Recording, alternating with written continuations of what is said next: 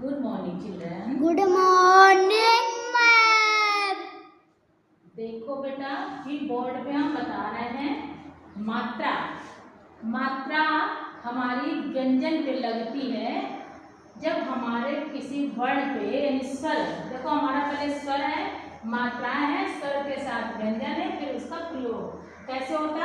हमने मात्रा के बारे में लिख रखा है, क्या है, स्वरों के जिन चिन्हों का प्रयोग व्यंजन के साथ किया जाता है उन चिन्हों को मात्राएं कहते हैं, जो इस तरह से है।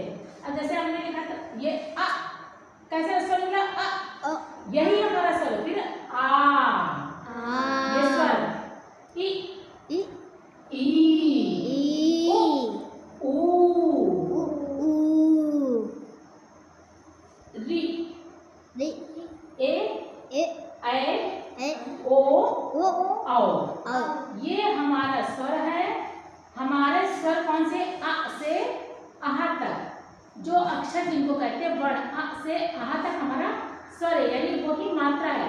और बाकी हमारा व्यंजन है, जैसे क, ख, ग, घ, च, छ, ज, झ, ञ, ट, ठ, ड, ढ, ढ़, ये हमारा व्यंजन है। ठीक है, स्वर अलग है, व्यंजन अलग है। अब यही है हमारी मात्राएं। जैसे स्वर के व्यंजन है, स्वर के साथ व्यंजन है। स्वर के साथ व्यंजन कैसे है, स्वर के साथ व्यंजन कैसे है हमारा, ये हमारा मात्रा है ना, तो ये हमारा क्या है, व्यंजन है। इसके साथ अगर हमारा ये स्वर लग जाए, जैसे क, जैसे मैं कमल लिखना, क मल, कोई मात्रा नहीं है, समझ में आ रहा।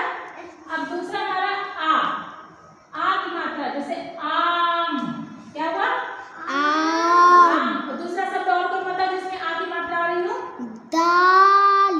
दाल, वेरी गुड। ठीक, अब उसके बाद हमारा आ रहा है ई। अच्छा, अब किसी वर्ण पे ई लगाओ, जैसे हमारा दा पे, ये हमारा व्यंजन है, दा यानी वर्ण यानी व्यंजन। दा पे ई लगा रहे तो क्या बनेगा, दिन, दिन।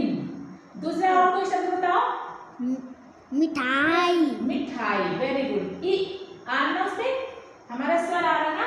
इसी तरह हमारी सारी मात्राएं पढ़ी जाएगी बाबू। ये स्वर है, जब स्वर में हम मात्रा जोड़ेंगे, यानी इसमें स्वर हमारा का, ये कोई भी हमारा व्यंजन के साथ हमारी मात्रा।